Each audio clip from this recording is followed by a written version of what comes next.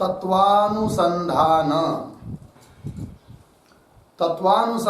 ग्रंथामध्ये पान नंबर 211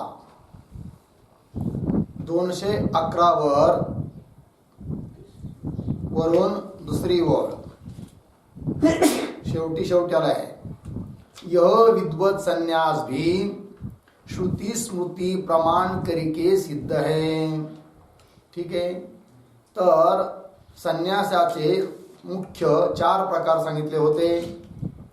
कुटीचक, बहुदक, हंस, परमहंस. त्या परमहंसाचे पुन्हा 2 प्रकार, विविदिशा संन्यास, विद्वत संन्यास. त्यामध्ये विद्वत संन्यास काय आहे याची व्याख्या आत्तावर दिली की अब विद्वत संन्यास का निरूपण करे असं म्हटलंय ना आत्ता वर 2 पंक्ती. तर हा ब्रह्मचर्य आश्रम विषय वा गृहस्थाश्रम विषय वा वानप्रस्थाश्रम विषय वेदांत श्रवणादिको करके जिस पुरुष को ब्रह्म साक्षात्कार उत्पन्न हुआ है की नाही. तिन्ही आश्रमात एखाद्याला दैवयोगाने ब्रह्मचर्य आश्रमामध्येच वेदांत ऐकायला भेटला, कदाचित कुणाला गृहस्थाश्रमात वेदांत श्रवण करायला मिळाला, कदाचित वानप्रस्थाश्रमामध्ये वेदांत श्रवण करायला भेटला आणि वेदांत श्रवण करून मनन निधिध्यासन त्याने केलं आणि त्याला ब्रह्म साक्षात्कार झाला. तरी पण ब्रह्म साक्षात्कार झालाय, हुआ है. ऐसे तत्ववेत्ता पुरुष ने ज्ञानी हो गया, वो ज्ञानी झाला आहे. पण चित्त के विक्षेप की निवृत्ती रूप जीवन मुक्ती वाचते. चित्तातील विक्षेपाची निवृत्ती हीच जीवनमुक्ती. ज्ञान तर झालंच आहे ना, ज्ञान झालंय, पण चित्त जर विक्षिप्त असेल तर जीवनमुक्तीचा विलक्षण आनंद उपभोगता येत नाही. ज्ञान झालंय, चित्ताची विक्षेपता दूर करण्याकरिता अर्थात जीवनमुक्तीचा विलक्षण आनंद प्राप्त करण्याकरिता जो संन्यास घेतला जातो त्या संन्यासाला म्हणायचं काय? विद्वत संन्यास. ज्ञान झाल्यानंतर घेतल्या गेलेला संन्यास. म्हणजे असा जो विद्वत संन्यास आहे याकरिता प्रमाण काय? तर प्रमाण देत आहे श्रुतीचं. काय श्रुती आहे? श्रुती दिली आहे, एतम एव विदित्वा मुनिः भवति, एतम वै तम आत्मानं विदित्वा ब्राह्मणाः पुत्रैषणायाः च वित्तैषणायाः च लोकैषणायाः च व्युत्थाय अथ भिक्षाचर्यं चरन्ति. न दंडम न शिखाम न यज्ञोपवीतम न आच्छादनम चरती परमहंसः. ही श्रुती आहे. काय अर्थ आहे की एतम एव विदित्वा, या ब्रह्मतत्वाला जाणून मुनिही भवती, मुनी होतो. या ठिकाणी मुनी शब्दाचा अर्थ आहे परमहंस संन्यासी, परमहंस संन्यासी होतो हा त्याचा अर्थ आहे. कारण परमहंस संन्यासाच्याच अंतर्गत आहे विद्वत संन्यास. ठीक आहे. एतम एव तम आत्मानं विदित्वा, ह्याच त्या आत्मतत्वाला जाणून ब्राह्मणा शब्दाचा अर्थ तत्ववेत्ता पुरुष, ज्ञानी पुरुष. श्रुतीमध्ये आले ना ब्राह्मणा. तर तत्ववेत्ता पुरुष पुत्रैषणा, वित्तैषणा, लोकैषणा या 3 प्रकारच्या ऐषणा इच्छा विशेष त्याच्यापासून व्युत्थाय, म्हणजे 3 प्रकारच्या ऐषणेला बाजूला करून अथ भिक्षाचर्यम चरंती, भिक्षाचरण करतात, अर्थात संन्यास धारण करतात. मग असे जे परमहंस संन्यासी आहे ते कशाचा त्याग करतात, कशाचं ग्रहण करतात? सांगितलं आहे, न दंडम न शिक्षाम न यज्ञोपवीतम न आच्छादनम चरती. दंडाचाही स्वीकार करत नाही, शिका नाही, यज्ञोपवीत नाही, आच्छादन पण नाही. चरंती परमहंस, परमहंस सर्वांचा त्याग करतो. असा जो संन्यास आहे तो विद्वत संन्यास, परमहंस संन्यास. पुढे अर्थ यह, इस परमात्मा को अहम ब्रह्मास्मि या प्रकार साक्षात्कार करके विद्वान पुरुष परमहंस संन्यासी होवे है. या परमात्म्याचा मीच ब्रह्म आहे त्या अशा रीतीने परमात्म्याचा साक्षात्कार करून घेतो. आणि साक्षात्कार करिके विद्वान पुरुष अर्थात विवेकी पुरुष परमहंस संन्यासी होवे, परमहंस संन्यासी होतो. और इस आत्मा को साक्षात्कार करके तत्ववेत्ता पुरुष काय पुत्र ऐषणा वित्त ऐषणा लोकेशना इन 3 ऐषणाओं का परित्याग करके आत्म्याचा साक्षात्कार करून या तिन्ही प्रकारच्या ऐषणांचा लालसेचा इच्छा विशेषांचा काय करतो त्याग करतो. न पुत्राविषयी कामना ठेवत नाही न लोकाविषयी न वित्ताविषयी त्याग करके भिक्षावृत्ती को धारण करे है भिक्षावृत्तीला धारण करतो. अर्थात विद्वत संन्यास को करे है याचाच अर्थ काय होतो विद्वत संन्यासाचा स्वीकार करतो. हाच विद्वत संन्यास आहे. याकरिता ही श्रुती प्रमाण झालं. और सो तत्ववेत्ता परमहंस संन्यासी अशा प्रकारचा जो तत्ववेत्ता तत्वाला जाणणारा अहम ब्रह्मास्मी मी ब्रह्म आहे या रूपाने मी रूपाने ब्रह्मतत्वाचा साक्षात्कार झाला आहे ज्याला असा तत्ववेत्ता परमहंस संन्यासी काय करतो दंडकू तथा शिकाकू तथा यज्ञोपवीतकू तथा आच्छादन म्हणजे वस्त्र वगैरे गोधडी कपडे काय असतील ते आच्छादन कू नाही धारण करे साऱ्यांचाच काय करतो त्याग करतो. इथे आता हे जरा श्रुतीचं प्रमाणावरून सांगितलं श्रुती प्रमाण दिलं. आता स्मृतीचं प्रमाण देतात. तर हा स्मृती यदा यदा तू विदितम तत्वम परम ब्रह्म सनातनम तद एक तदा है की नाही एकदंड संगृह्य सोपविताम शिखाम त्यजेत. हा एक श्लोक झाला. याचा पदच्छेद करूया नंतर अन्वय. यदा तू विदितम तत्वम परम ब्रह्म सनातनम तदा एकदंडम संगृह्य सोपवीताम शिखाम त्यजेत. अन्वय बघा. यदा तू सनातनम परम तत्वम ब्रह्म विदितम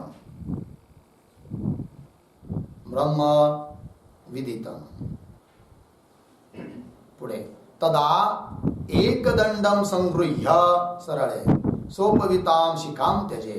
अर्थ पहा. यदा जेव्हा तर काय सनातन अर्थात अनादि सिद्ध सनातन असं असणार कोण परम तत्व सर्वात श्रेष्ठ तत्व कोण तत्व ब्रह्म विदितम जाणलं आहे जाणून घेतलं आहे.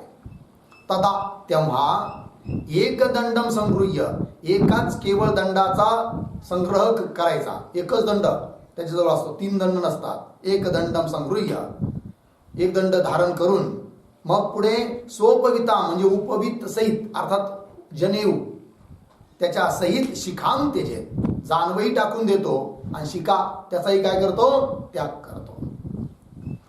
ही झाली स्मृती. आणखीन श्लोक.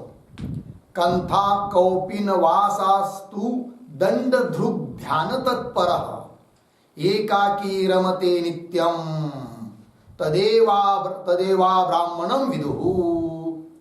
हा एक श्लोक आहे. याचा पदच्छेद करतो. कथा कौपिन वासाः तू दंडधृग ध्यान तत्परः एकाकी रमते नित्यम तम देवाः ब्राह्मणम विदुः. अन्वय पहिली पंक्ती सरळ आहे. कथा कौपिन वासाः तू दंडधृग ध्यान तत्परः पुढे एकाकी रमते तम देवाः नित्यम ब्राह्मणम विदुः. ठीक अर्थ पहा. तर कथा कौपिन वासा कंथा म्हणजे गोधडी वगैरे कौपिन आणि वासा म्हणजे कपडे थोडेसे अंगावर आवश्यक. तू आणि हे धारण करतो.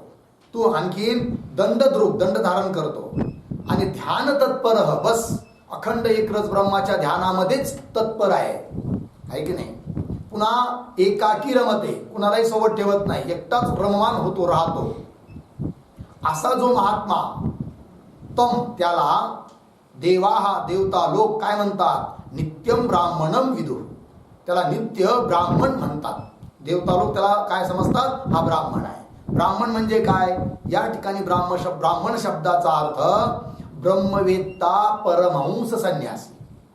अर्थात देवता लोक अशा त्या महात्म्याला काय? ब्रह्मवेत्ता परमहंस संन्यासी म्हणून जाणतात, ओळखतात, बोलतात. असा तो संन्यासी. आणखीन एक श्लोक दिला आहे. कपालम वृक्षमूलानी कूचलैम सहाय्यता समता चैव सर्वस्मिन् नैतन्मुक्तस्य लक्षणम्. अन्वयाची गरज नाही, सरळ आहे. कपालम वृक्षमूलानी कूचैलम असहाय्यता समता च एव सर्वस्मिन् न एतत् मुक्तस्य लक्षणम. नाही, सर्वस्मिन् एतत् मुक्तस्य लक्षणम असं आहे. काय काय? समता च एव सर्वस्मिन् एतत् मुक्तस्य लक्षणम. अर्थ पहा. कपालम काय धारण करतो विद्वत संन्यासी? तर कपालम विद्वत संन्यास घेतलाय ज्याने, परमहंस संन्यास घेतलाय ज्याने, तर कपालम, कपाल शब्दाचा अर्थ आहे भिक्षापात्र. मिट्टीचं मातीचं बनवलेलं भिक्षापात्र हातात त्याच्या असतं, म्हणजे तेवढं संग्रह. आणखीन कसा राहतो? वृक्षमूलानी, झाडाच्या खाली वाटेल तिथं राहतो वृक्षमूलानी.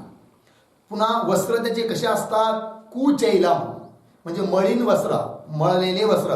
मळलेले म्हणजे मुद्दाम मळवतो तर असं नाही आहे ते तसे आहेच अंगावर. कधी धुवा वाटले तर धुईलही कदाचित, धुणारच नाही असं पण नाही आहे. पण लय भारी भारी जरजरीचे नवीन वस्त्र असतील असंही नाही, आहे तसं कुचैलम. पुन्हा असहाय्यता, फार त्याला कुणाची सहाय्यता मदताची गरज आहे असंही नाहीये. कुणाची तो अपेक्षाच करत नाही. कोणी मदत केली तरी तिकडेही लक्ष देत नाही, आणि कोणी मदत केली नाही तिकडेही अपेक्षा नाही की कोणी मदत करावं म्हणून. ठीक आहे जी, आपल्या महिमेत राहतो. पुन्हा समता च एव सर्वस्मिन्, आणि सर्व प्राणी मात्राविषयी त्याची काय असते? समता, समबुद्धी असते. एतत् मुक्तस्य लक्षणम, हे आहे मुक्ताचं लक्षण. मुक्तस्य परमहंसस्य, मुक्तस्य शब्दाचा अर्थ परमहंसस्य. असा राहतो परमहंस संन्यासी. हे परमहंस संन्यासाचं लक्षण. आता या तिन्ही श्लोकाचा अर्थ दिलाय बघा खाली. अर्थ यह जिस काल विषय यह अधिकारी पुरुष पर ब्रह्म रूप सनातन तत्व को साक्षात्कार करे है. ज्या कालात हा अधिकारी पुरुष परब्रह्म तत्वाला, सनातन असणारा परब्रह्म तत्वाचा साक्षात्कार करून घेतो. तिसी काल विषय, त्याच कालात एक दंडकू ग्रहण करिके, एक मात्र दंड धारण करतो, ग्रहण करतो. आणि यज्ञोपवीत सहित शिकाकू परित्याग करे. यज्ञोपवीत जनेऊ, जानव त्याचाही त्याग करतो, शेंडीचाही त्याग करतो, परित्याग करे. और आणखीन जो विद्वान पुरुष शीत की निवृत्ती वास्ते केवल कथा कौपिन वस्त्र को धारण करे है. शीत म्हणजे थंडी, थंडीपासून बचाव व्हावा, निवृत्त व्हावी थंडी याकरिता केवल कंथा, गोधडी, कौपिन आहे की नाही, गोधडी ठेवतो. फार मोठी भारी असं गालीच्या वगैरे ठेवत नाही, कारण गालीचं चोरून कोणी नेऊ शकतं. कंथा काय कुठेही टाका, कोणी घेऊन जाणार नाहीये. कंथा, कौपिन, आणि कोणत्या वस्तूची आसक्ती नाहीये. कौपिन वस्त्र को धारण करे है, तथा दंडकू धारण करे, हातात एक दंड असतो मात्र. तथा आणखीन सर्वदा अंतरात्मा के ध्यान विषय तत्पर रहे. हमेशा आपला अंतरात्मा ब्रह्मतत्व त्याच्याच ध्यानामध्ये तो रममान असतो. अंतरात्मा के ध्यान विषय तत्पर रहे.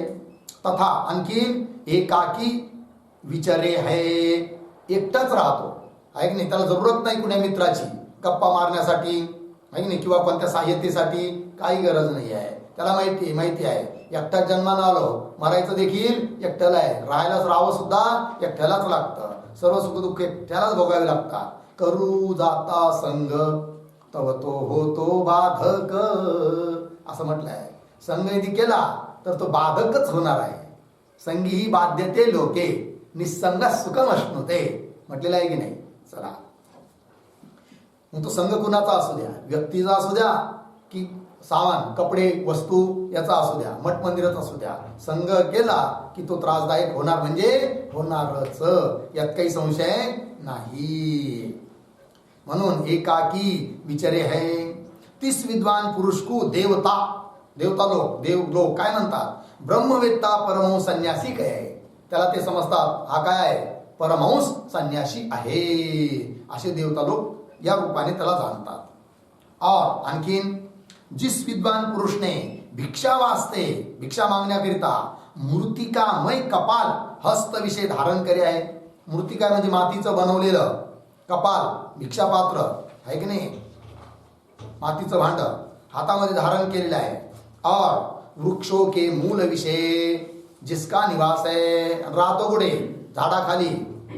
और कुत्सित वस्त्रों को जिसने धारण કર્યા है.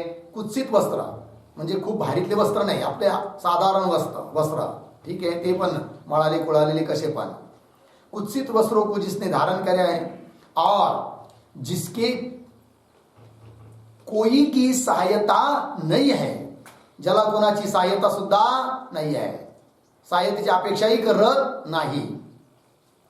तथा आणखीन कसा तो, तथा सर्व भूतोविषयी जिसकी सम बुद्धी है, सर्व प्राणी मात्राविषयी त्याची बुद्धी कशी आहे, सम आत्मत्व बुद्धी आहे, की सर्व माझच स्वरूप आहे, मी सर्व ठिकाणी विराजमान आहे, अशा रूपाची ज्याची ब्रह्मदृष्टी झालेली आहे, जिसकी समबुद्धि है, यह सर्व मुक्त परमहंस के लक्षण है. ठीक है, अर्थात इन उक्त लक्षणों करके सो मुक्त परमहंस जाण्या जावे है. अशा या सर्व लक्षणांनी युक्त जो असतो त्यालाच परमहंस मुक्त किंवा मुक्त परमहंस अशा शब्दाने बोलल्या जातं, परमहंस म्हटलं जातं त्याला. इति पुढे इत्यादि श्रुती स्मृती वचन ता विद्वत संन्यास को कथन करे है. अशा रीतीने श्रुती आणि स्मृती हे दोन्ही प्रमाण रूपाने सांगितले, कशाकरिता, विद्वत संन्यास सुद्धा आहे हे सिद्ध करण्याकरिता. इत्यादि श्रुती स्मृती वचन ता विद्वत संन्यास को कथन करे है. इस विद्वत संन्यास का जीवन मुक्ती ही फल है. असा विद्वत संन्यास जो घेतो ना त्याचं फल काय, जीवन मुक्तीचा विलक्षण आनंद, त्याच्यासारखा आनंदी त्रिभुवनात कोणी नसतो असा तो महात्मा. जीवन मुक्ती ही फल है. इन विद्वत परमहंस संन्यासियों का चिन्ह म्हणजे लक्षण वगैरे, तथा आचार त्याचे आचार विचार कसे असतात नाही.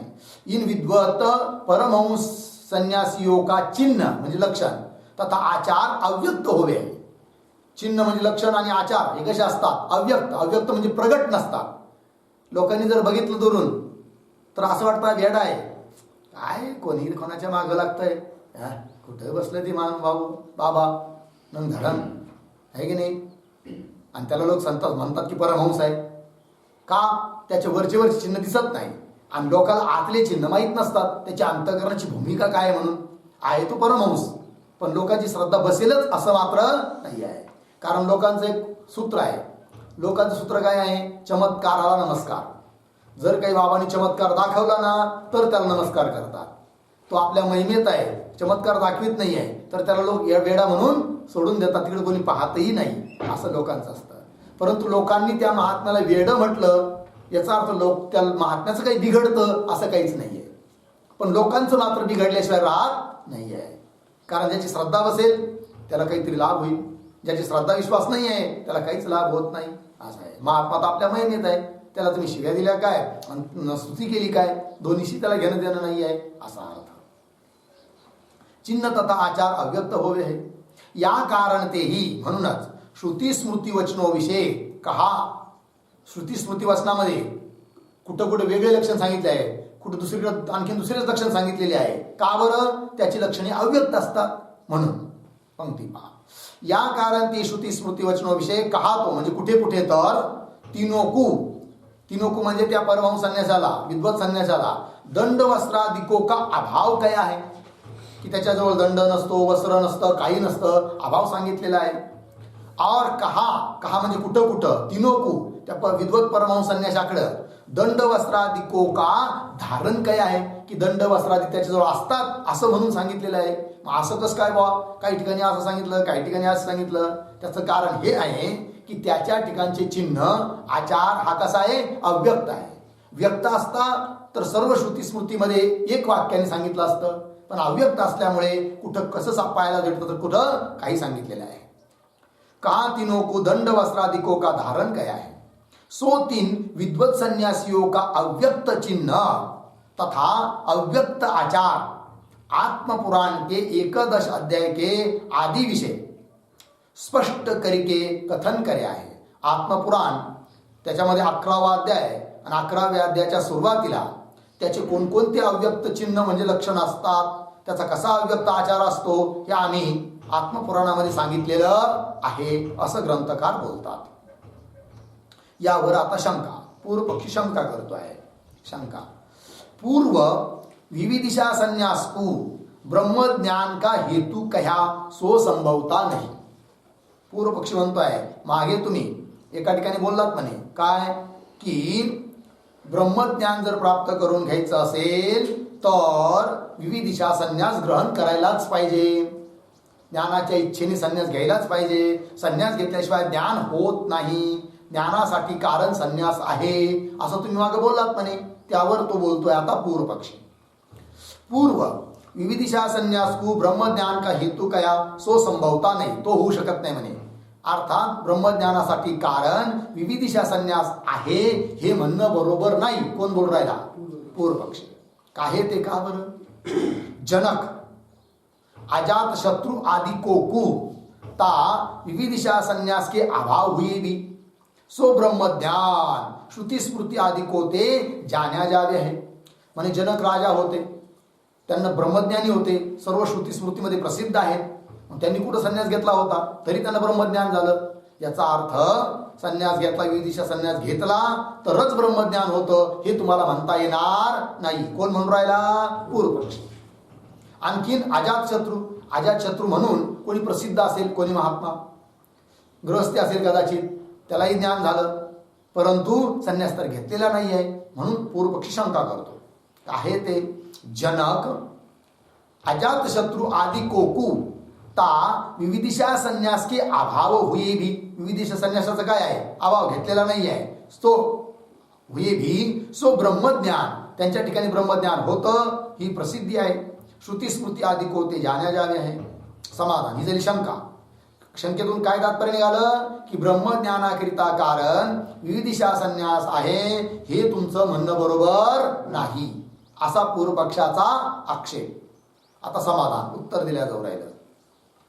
सो विविदिशा संन्यास केवल इस जन्म का ही ता ब्रह्मज्ञान का कारण नहीं होवे है, किंतु जन्मांतर विषय कार्या हुआ भी सो विविदिशा संन्यास ता ब्रह्मज्ञान का कारण होवे है.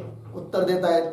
अहो सिद्धांती म्हणतात अरे पूर्व पक्षी, समजा जनक राजा वगैरे त्यांच्या ठिकाणी ब्रह्मज्ञान आहे यात काही संशय नाही. म्हणजे मग ब्रह्मज्ञान जर आहे तर ब्रह्मज्ञान त्याचं कारण जे तुम्ही विविदिशा संन्यास सांगितला तो तर त्यांच्या ठिकाणी नाही आहे, मग कसं काय त्यांना ब्रह्मज्ञान झालं हा प्रश्न. तर उत्तर देत आहे सिद्धांती की त्यांनी जनक राजा वगैरे यांनी जरी ह्या जन्मामध्ये विविदिशा संन्यास घेतलेला नाही पण होऊ शकतं मागच्या जन्मात त्यांनी विविदिशा संन्यास घेतला असेल आणि त्या जन्मात मागच्या जन्मात घेतलेला विविदिशा संन्यास त्यांना आता उपयोगाला आला की आता संन्यास न घेता देखील त्यांना काय झालं, ब्रह्मज्ञान झालं. म्हणून आम्ही जो विविदिशा संन्यास आणि ब्रह्मज्ञान यांच्यामध्ये कार्यकारण भाव बनवलेला आहे तो काही त्याचा काही विचार नाही आहे की नाही. मागच्या जन्मातला संन्यास या जन्मात ज्ञान देऊ शकतो अशी आमची प्रक्रिया आहे. पंक्ती पहा. समाधान, सो विविदिशा संन्यास केवल इस जन्म का ही ता ब्रह्मज्ञान का कारण नहीं होवे है, किंतु जन्मांतर विषय कर्या मागच्या जन्मात किंवा त्याच्याही कोणत्या एखाद्या मागच्या जन्मात कर्या हुआ भी सो विविदिशा संन्यास ता ब्रह्मज्ञान का कारण होवे है. याचा अर्थ काय ठरतो की समजा आज एखाद्याने विविदिशा संन्यास घेतला आणि भरपूर प्रयत्न केले ब्रह्मज्ञान होण्याकरिता पण होऊ शकलं नाही तरी त्याने घेतलेला विविदिशा संन्यास हा वाया जाणार नाही. या जन्मात नाही तर पुढच्या नाही तर त्याच्या पुढच्या कधीतरी तो विविदिशा संन्यास काय करेल, ब्रह्मज्ञान करूनच देईल, हा त्याचा अर्थ. ता ब्रह्मज्ञान का कारण होवे याते म्हणून तीन जनकादिकों इस जन्म विषय ता विविदिशा संन्यास के अभाव हुए भी जन्मांतर के विविदिशा संन्यास ते ही सो ब्रह्मज्ञान प्राप्त हुआ है. म्हणून त्या जनकादिकांनी या जन्मामध्ये जरी विविदिशा संन्यास घेतलेला नसला तरी मागच्या कधीतरी जन्मात विविदिशा संन्यास घेतला असणारच, म्हणूनच त्यांना या जन्मात विविदिशा संन्यास न घेता देखील काय झालं, ब्रह्मज्ञान झालं आहे. संन्यास ते सो ब्रह्मज्ञान प्राप्त हुआ है. इस प्रकार ता ब्रह्मज्ञान रूप कार्य ते ता जन्मांतर के संन्यास रूप कारण का अनुमान होवे. कार्यावरून कारणाची कल्पना, कारणाचा अनुमान. ज्या अर्थी कार्य आहे त्या अर्थी जरूर याचं कारण असलंच पाहिजे, कारण कारणाशिवाय कार्य होत नसतं. कार्य दिसतंय, कारण जरी दिसत नसलं तरी मानावं लागतं. जमिनीमध्ये रोपं उगलेली आहेत, मग म्हणे का रोपं उगलेला बी कुठं दिसलंच नाही, बी पेरता नाही दिसलं नाही आम्हाला कोणी, ब्या वाचून रोपं उगले म्हणे. तर ज्ञानी माणूस काय सांगेल, अरे बाबा तू मुंबईत राहणारा असला तुला हे कळणार नाही, बिया वाचून रोप होऊ शकत नाही. जरी ते आपल्याला दिसत नव्हते तरी ज्या अर्थी रोप तयार झाले त्या अर्थी जरूर यांचं बीज कधीतरी नाही, यावर्षी तर मागच्या वर्षी कोण टाकलं असेल त्या जमिनीत, त्याला उगायला अवसर भेटला नाही, आता अवसर भेटला म्हणून ते रोप रूपाने उगले आहेत. याचा अर्थ बीज आहे म्हणूनच रोप झाले. कार्यावरून कारणाचं अनुमान. ता जन्मांतर के संन्यास रूप कारण का अनुमान होवे किंवा प्रमाण श्रुती सांगतात, यद हरेव विरजेत तद हरेव प्रवर्जेत. ज्या दिवशी वैराग्य होईल त्याच दिवशी संन्यास घ्यावा.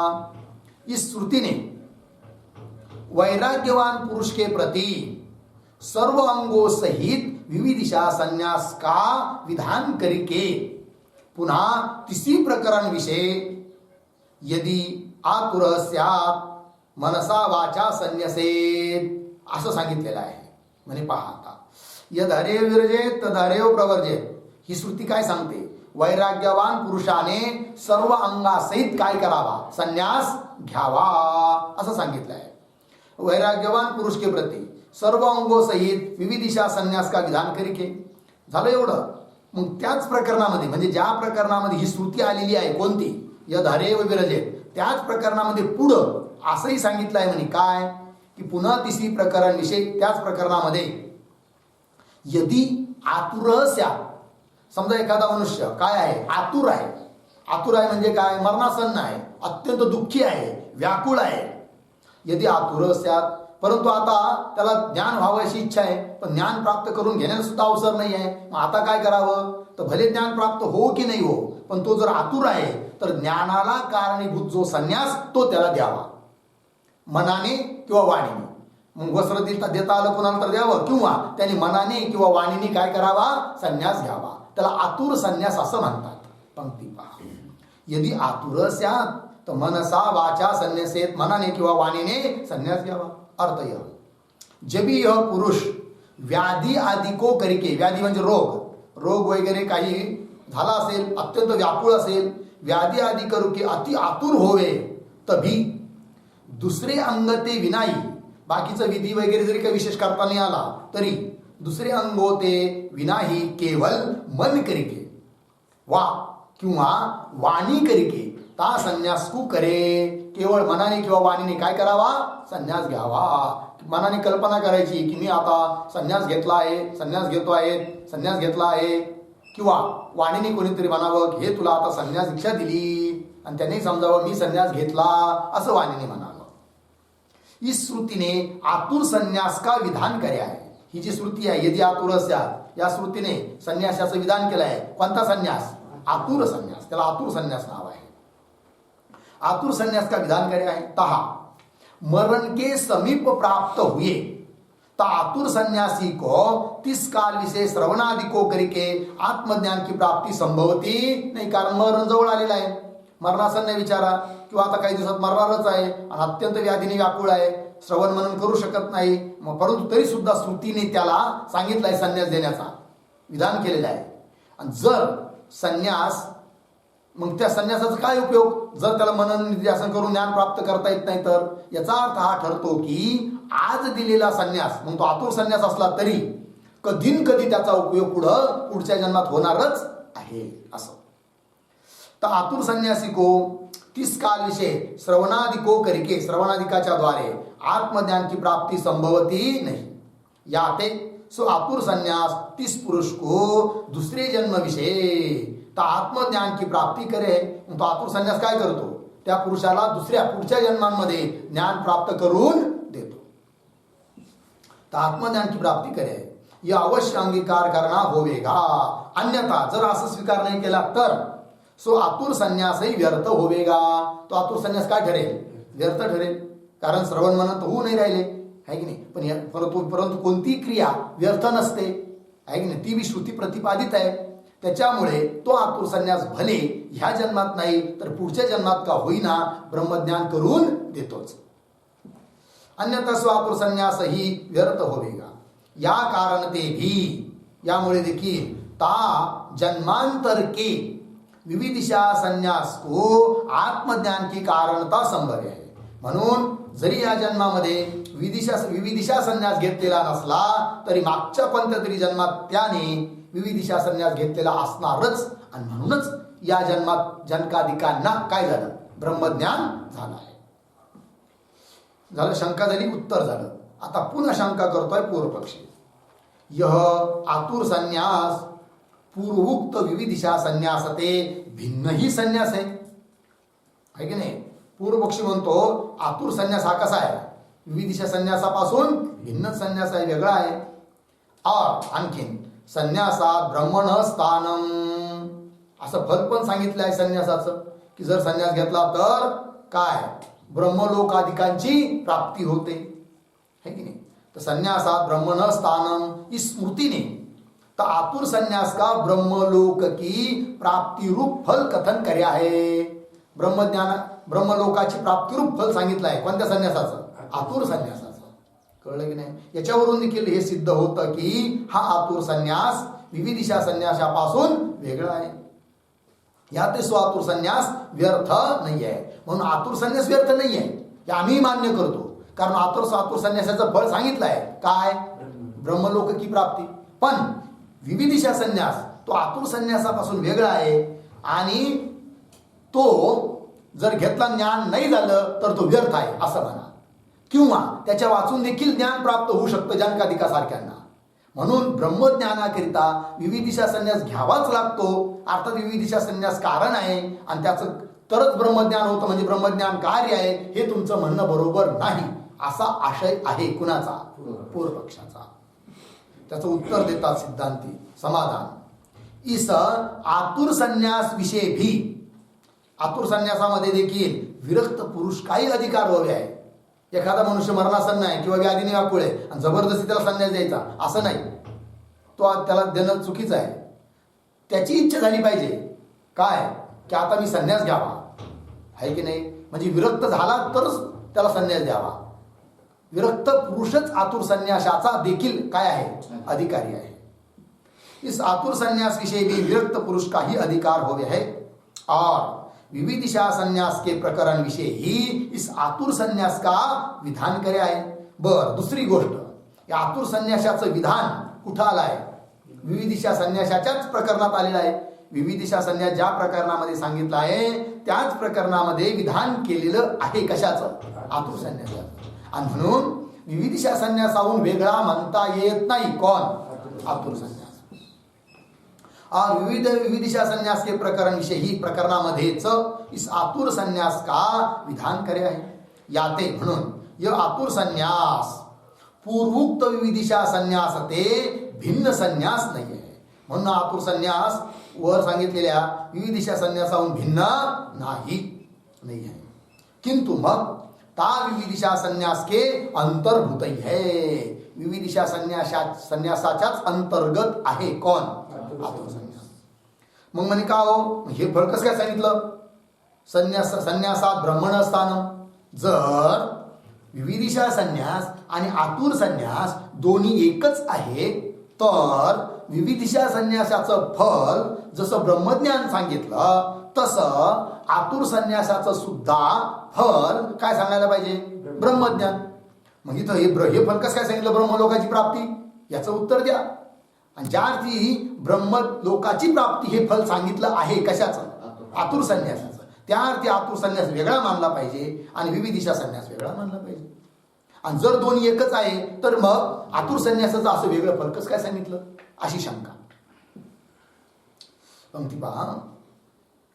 और अशी शंका जर झाली तर त्याचं उत्तर देऊ राहिले कोण? सिद्धांत. और संन्यासात ब्रह्मण स्थानम यह स्मृति तो ता आतुर संन्यास के ब्रह्मलोक की प्राप्ती रूप अवांतर फल को कथन करे. हे उत्तर दिलं. म्हणजे बरोबर आहे. त्या स्मृतीचा बी काही बाद नाही आहे. स्मृती काही चुकीचं सांगत नाही. स्मृतीचं म्हणणं पण बरोबरच आहे. काय स्मृतीचं म्हणणं? की संन्यासाचं फळ ब्रह्मलोकाची प्राप्ती आहे. ते पण बरोबर आहे. म्हणून असं कसं काय? मग दोन्ही एक कसं काय होईल? दोन्ही एक म्हणजे विविधिशा संन्यास आणि आतुर संन्यास दोघाला एक कसं काय तुम्ही मानता? जर फळ भिन्न भिन्न मानत असाल तर त्याचं उत्तर दिलं आहे. काय उत्तर? की विविधिशा संन्यास आणि आतुर संन्यास दोन्ही एकच आहे. मग आतुर संन्यासाचं फळ सुद्धा ब्रह्मज्ञानच आहे. पण ब्रह्मज्ञान हे मुख्य फळ आहे आणि ते प्राप्त होण्याच्या अगोदर अमुख्य फळ पण मिळून जातं. आणि म्हणून त्या आतुर संन्यासाचं जे फळ सांगितलंय ब्रह्मलोकाची प्राप्ती ते पण आहे. पण ते कसं? गौण फळ आहे, अमुख्य फळ आहे. आणि मुख्य फळ कोणतं? ब्रह्मज्ञान. असा अर्थ आहे. संन्यासात ब्रह्मण स्थानम यह स्मृतितो ता आतुर संन्यास के ब्रह्मलोक की प्राप्ती रूप अवांतर फल को कथन करे. अवांतर फलाला सांगते. ता करिके त्यामुळे त्यानुसार आत्मज्ञान रूप मुख्य फल का निषेध होई सके नाही.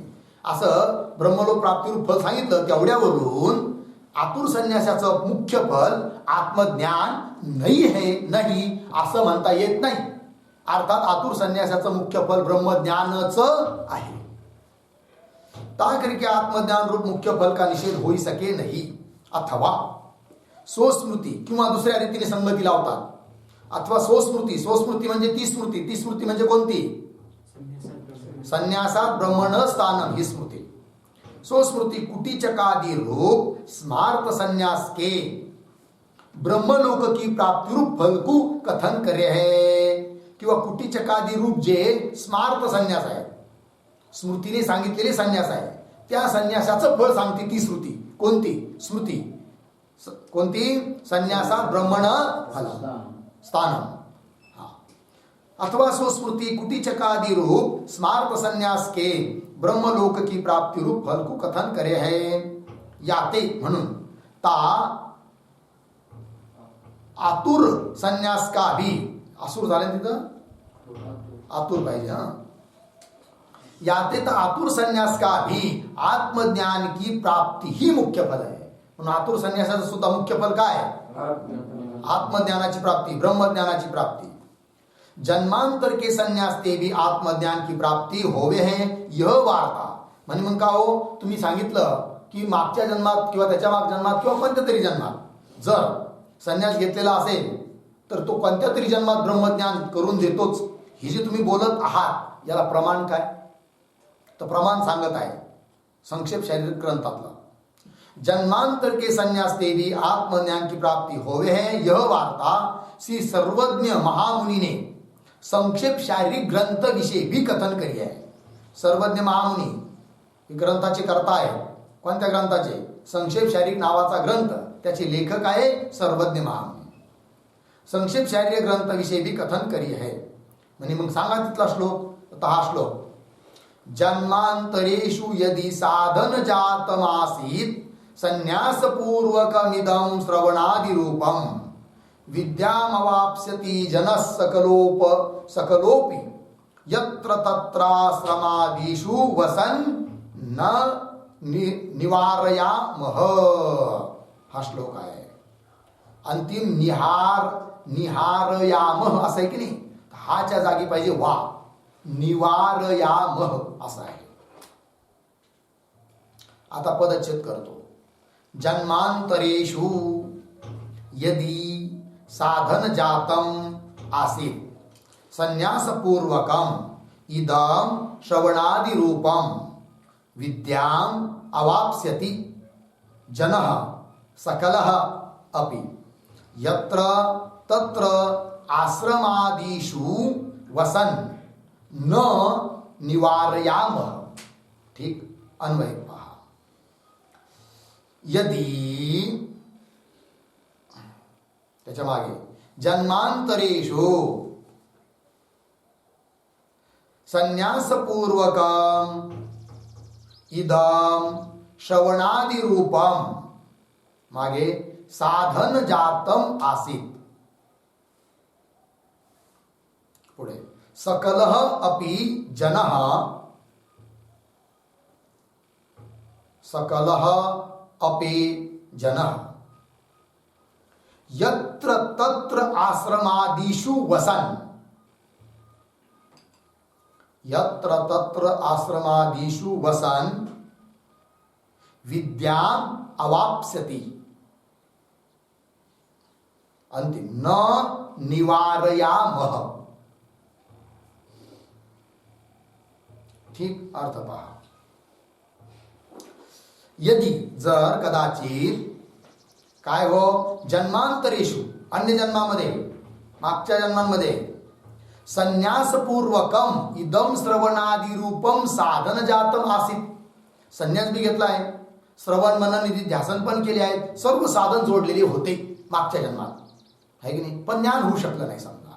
मग आता ती व्यर्थ गेलं का मागचं सारं? नाही जाणार व्यर्थ.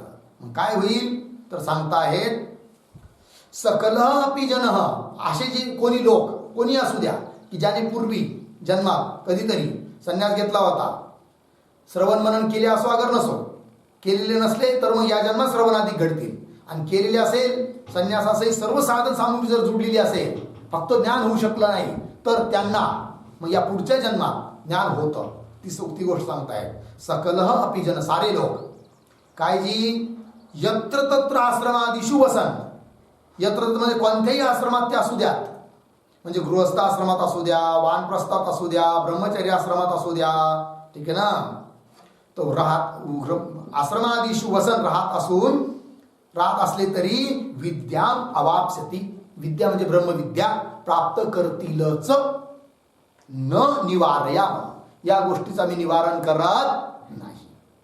बरोबर, म्हणजे समजून घ्यायचं काय, या जन्मात एखाद्याने संन्यास घेता ज्ञान झालं नाही तरी पुढे ज्ञान कधी होणार, किंवा संन्यास वाचून एखाद्याला या जन्मात ज्ञान झालं तर समजायचं काय मागच्या जन्मामध्ये संन्यास वगैरे श्रवण वगैरे सर्व केलेलं आहे असं अर्थ.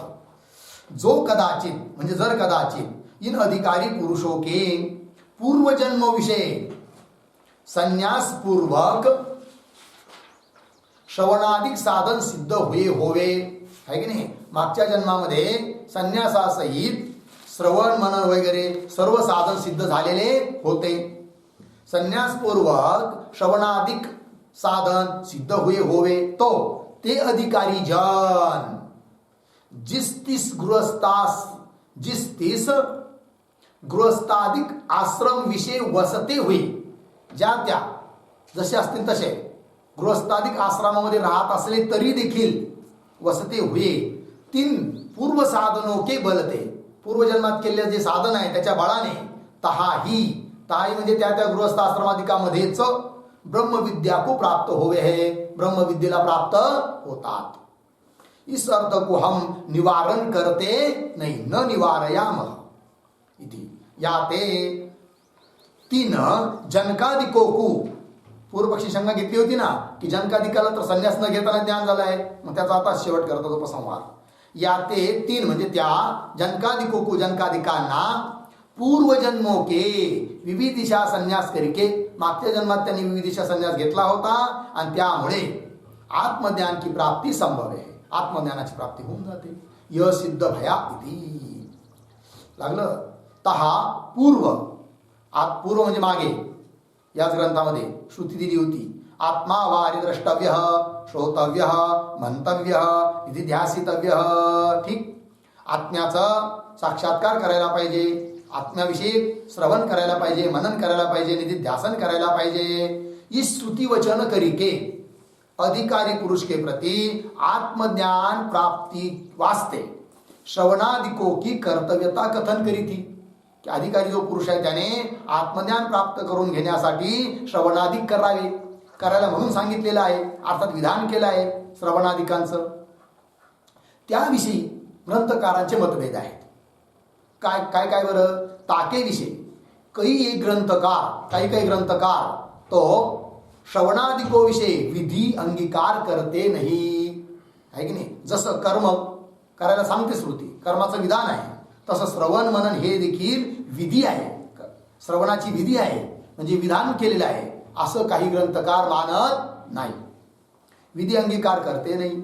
और काही एक विधी अंगीकार करे, पण काही म्हणतात नाही, विधान केलं आहे म्हणजे करायला म्हणून सांगितलेलं आहे कोणी, श्रुतीने, असं काही ग्रंथकार मानतात. मतभेद झाले. काही एक विधी अंगीकार करे आहे लागलं. तहा प्रथम पक्ष म्हणजे कोणता? जे लोक श्रवणादिकांचा विधी आहे असा अंगीकार करत नाही, ती पहिला पक्ष. ता प्रथम पक्ष तो वाचस्पती मिश्र काय? वाचस्पती मिश्र म्हणतात श्रवणादिकांचा काय नाही आहे, विधी नाही आहे. और द्वितीय पक्ष विवरणाचार्यांचा आहे, विवरण ग्रंथ आहे, त्यांचं मत आहे. विवरणाचार्य काय? तहा वाचस्पती मिश्र का यह अभिप्राय है काय? विवेकाधिक साधन चतुष्टय संपन्न जिज्ञासु जनने करे जे श्रवणादिक है, तीन श्रवणादिकों को आत्मज्ञान की कारणता अन्वय व्यतिरेक करके ही निश्चय होवे.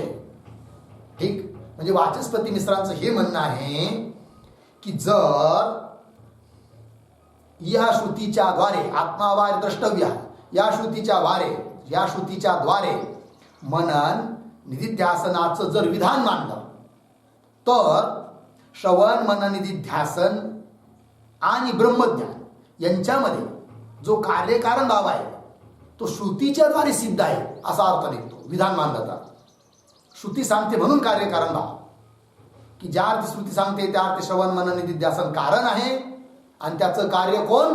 ब्रह्मज्ञान. हा कार्यकारण भाव सिद्ध होतो. पण श्रुतीने कार्यकारण भाव सांगितलेला नाही आहे. मग कार्यकारण भाव कशावरून तुम्ही ठरवता? या दोघांमध्ये, दोघं म्हणजे कोण कोण? श्रवण मनन निधिध्यासन हे कारण आणि ब्रह्मज्ञान कार्य. यांच्यात कार्यकारण भाव तुम्ही कशावरून ठरवता? तर वाचस्पती मिश्र म्हणतात आम्ही विधी मानत नाही, श्रुतीवरून कार्यकारण भाव ठरवत नाही. मग कशावरून ठरवतो? तर अन्वय व्यतिरेकावरून ठरवतो. जसा अन्वय व्यतिरेक असेल तर घट बनतो, हा अन्वय. दंडचक्र कुलाल नसेल तर घट बनत नाही, हा व्यतिरेक. बरोबर. त्याप्रमाणे श्रवण मनन निधिध्यासन कोणी करील तर ब्रह्मज्ञान अन्वय, श्रवण मनन निधिध्यासन करणार नाही तर ब्रह्मज्ञान नाही, हा व्यतिरेक. यावरून कार्यकारण भाव आहे, विधी मानण्याची गरज नाही, असं मत कुणाचं? वाचस्पती मिश्रांचं. तर वाचस्पती मिश्र का यह अभिप्राय है काय? विवेकाधिक साधन चतुष्टय संपन्न जिज्ञासु पुरुषने, है की नाही, अशा जिज्ञासु पुरुषाने करे जे श्रवणाधिक है, श्रवणाधिक केले आहे. तीन श्रवणाधिको को आत्मज्ञान की कारणता, म्हणजे श्रवणाधिक काय? आत्मज्ञानाचे कारण आहे. आणि श्रवणाधिकाचं कार्य आहे कोण? आत्मज्ञान, तेच ब्रह्मज्ञान. आत्मज्ञान की कारणता अन्वय व्यतिरेक करिकेही निश्चय होवे. याते म्हणून श्रवणाधिको विषय विधी संभवता नाही, विधी मानण्याची गरज नाही. स्वर्ग कामो ये येतं तिथं विधी आहे, कारण तिथं स्वर्गाचं कारण कोण आहे, कोणता याग, कसा याग आहे आपल्याला माहित नाही. म्हणून अन्वय व्यतिरेकाने कार्यकारण भाव ठरवता येत नाही की यांनी याग केला आणि त्याला स्वर्ग प्राप्त झाला. कोणाला माहिती मिळाल्यावर स्वर्गाला गेला का नरकाला गेला, आहे की नाही. अन्वय व्यतिरेक ठरवता येत नाही आणि म्हणून तिथं विधी आहे. श्रुती सांगते म्हणून कार्यकारण भाव आहे, तसं इथं नाही म्हणे. का बरं म्हणे असं? तर तिथं जे आहे यज्ञ आणि स्वर्ग, तिथं स्वर्ग यज्ञाचं फल स्वर्ग अदृष्ट आहे, प्रत्यक्ष नाही आहे तिथं, म्हणून श्रुतीचं विधान मानावंच लागतं. परंतु इथं श्रवण मनन निधिध्यासन हे कारण आणि त्याचं फल ब्रह्मज्ञान. तर ब्रह्मज्ञान हे अदृष्ट फल नाही आहे, हे काय आहे? दृष्ट फल आहे, प्रत्यक्ष फल आहे. आणि म्हणून इथं कार्यकारण भावाचा निश्चय अन्वय व्यतिरेकाने होऊन जातो. त्याकरिता विधी मानण्याची गरज नाही, असं मत आहे कुणाचं? वाचस्पती मिश्रांचा. या ते श्रवणादिको विषय विधी संभवता नाही. लागलं पुढे, अप्राप्त अर्थ विषय ही विधी होवे है की नाही. अप्राप्त म्हणजे कोणत्याच प्रमाणाने प्राप्त नाहीये, कार्यकारण भाव वगैरे तिथंच मानावा लागतो. काय? विधी. जसं यज्ञ केला तर स्वर्ग भेटतो, कोणत्या प्रमाणाने कळतं तुम्हाला? श्रुती सोडून कोणत्याच प्रमाणाने कळत नाही. म्हणून अप्राप्त आहे कार्यकारण भाव, आणि म्हणून तिथं मानावा लागतो काय? विधी. लक्षात आलं की नाही? पंक्ती दिली आहे, अप्राप्त अर्थ विषय, अप्राप्त वस्तूंच्या ठिकाणीच विधी होवे. जैसे उदाहरण, याग विषय स्वर्ग की कारणता प्रत्यक्षाधिक प्रमाणो करिके अप्राप्त है की नाही. स्वर्गाला कारण आहे कोण? याग. कशावरून? प्रत्यक्षाधिक प्रमाणाने निश्चित आहे का? नाही. म्हणजे श्रुती सोडून बाकीच्या प्रमाणाला अप्राप्त आहे कार्यकारण भाव. जैसे याग विषय स्वर्ग की कारणता प्रत्यक्षाधिक प्रमाणो करिके अप्राप्त है. याते ता कारणता का बोधक, म्हणून त्या कारणतेचा बोधक श्रुती स्वर्ग कामो यजेत, य वचन विधी रूप है. ते वचन विधी रूप आहे, त्याने कारणता सांगितलेली आहे. बरोबर. यद्यपि श्रवणादिको विषय ब्रह्म साक्षात्कार की कारणता ता उक्त श्रुती प्रमाणते भी पुन्हा वाचतो. यद्यपि श्रवणादिको विषय, श्रवणादिकांच्या ठिकाणी ब्रह्म साक्षात्कार की कारणता, म्हणजे ब्रह्म साक्षात्कार झालं फल आणि कारण झालं कोण? श्रवणादि.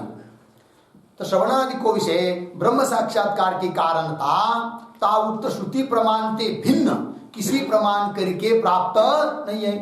श्रुतीनेच प्राप्त आहे कार्यकारण भाव, अन्य प्रमाणाने प्राप्त नाहीये. श्रुतीने सांगितलं म्हणून आपण श्रवण मननाने निध्यासन केलं, तेव्हा पुढे त्याचं प्रत्यक्ष फळ ब्रह्मज्ञान दिसू लागलं. पण जर श्रुतीने सांगितलं नसतं तर आपण कशाला श्रवण मनन केलं असतं? मग श्रुतीवरूनच कार्यकारण भाव कळला की नाही. बरं, श्रुतीला सोडून अन्य प्रमाणाने कार्यकारण भाव कळत नाही, अप्राप्त आहे. मग इथं विधी माना की, असं कोणी म्हणेल वाचस्पतींना, तर सांगतात ते ता उक्त श्रुती प्रमाण ते भिन्न किसी प्रमाण करके प्राप्त नहीं है. तथापि तरी पण अति सूक्ष्मता करके दुर्विज्ञेय जे षड्जादिक स्वर है, 3 स्वरों के साक्षात्कार प्रति गांधर्व शास्त्र के अभ्यास को अन्वय व्यतिरेक करके कारणता प्राप्त है. लागलं. और 3 स्वरों की न्यायी ब्रह्म भी अति सूक्ष्म होने ते दुर्विज्ञेय है. याते ता ब्रह्म साक्षात्कार के प्रति भी वेदांत शास्त्र के श्रवण को कारणता ता अन्वय व्यतिरेक करके प्राप्त ही है. बघा आता उदाहरण देऊन समजावतात.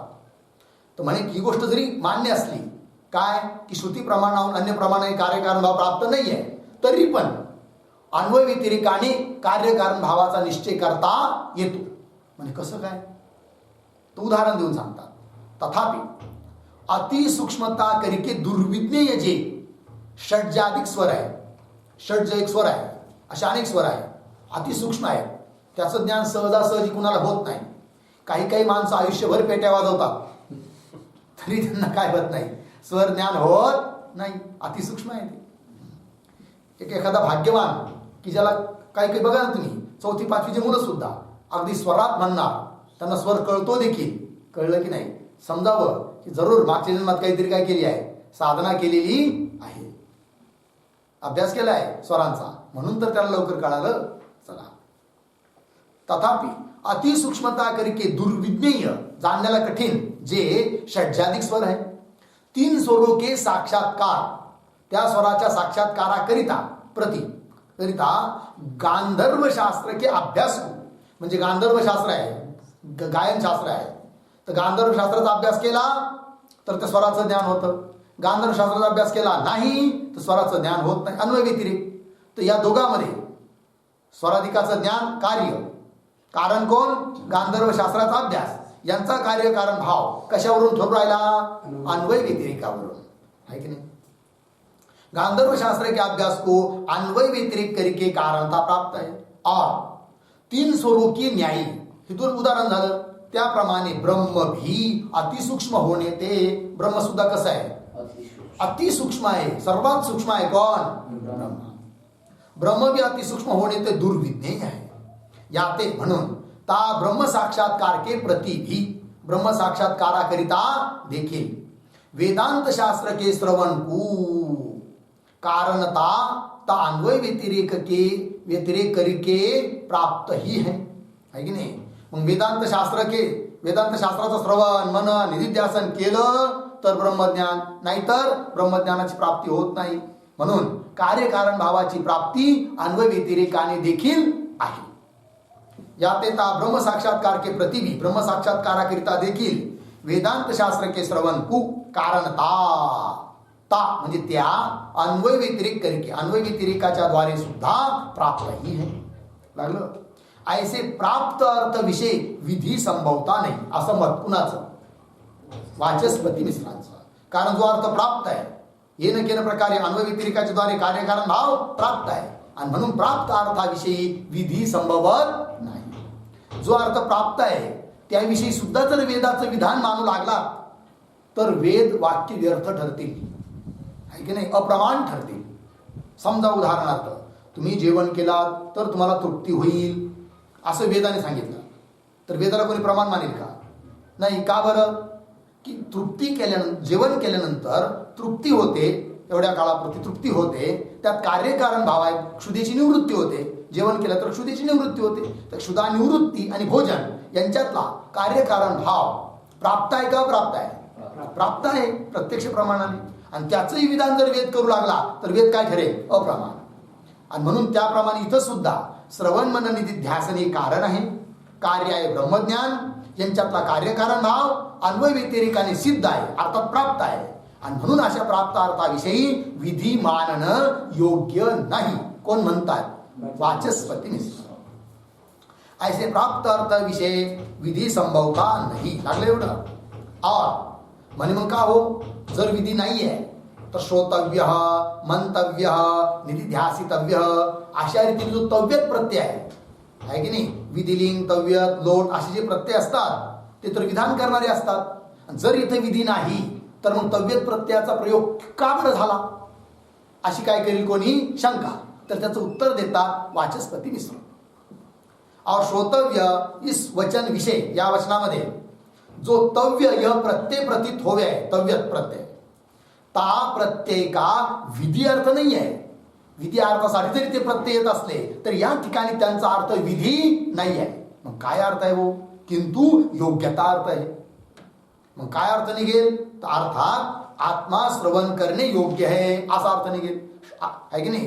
श्रुती आली की नाही, आत्मा वा अरे द्रष्टव्य, श्रोतव्य आत्मा, मंतव्य आत्मा, निधिध्यासितव्य आत्मा, म्हणजे आत्मा श्रवण करण्याला योग्य आहे, आत्मा मनन करण्याला योग्य आहे, आत्मा निधिध्यासन करण्याला योग्य आहे असा योग्यता अर्थ आहे. कशाचा? तव्यत प्रत्ययाचा. म्हणून नुसता तव्यत प्रत्यय दिसला आणि तेवढ्यावरून इथं विधी आहे असं म्हणणं बरोबर नाही. अर्थात आत्मा श्रवण करणे योग्य है. इस प्रकार मंतव्य, निधिध्यासितव्य इन दोनों वचनों विषय भी विधि का अभाव जानी लेना, विधीचा अभाव समजून घ्यावा. लागलं. और आचार्यों का तो यह अभिप्राय है. ठीक है ना जी. तर आचार्यों का म्हणजे शंकराचार्य पण आणि बाकीचे विवरणाचार्य. आचार्य शब्दाने इथे कोण घ्यायचे? विवरणाचार्य घ्यायचे. ठीक आहे ना. कारण विवरणाचार्यांचं मत काय? विधी आहे म्हणून. मग आचार्यो का विवरणाचार्य त्यांना अनुसरणारे बाकीचे सारे आचार्य ते काय मानतात? श्रोतव्य मंतव्य इथं विधी मानतात. मग त्यांचं काय मत आहे ते आता इथं सांगितलं जात आहे, पण त्याचा विचार आपण नंतर करू.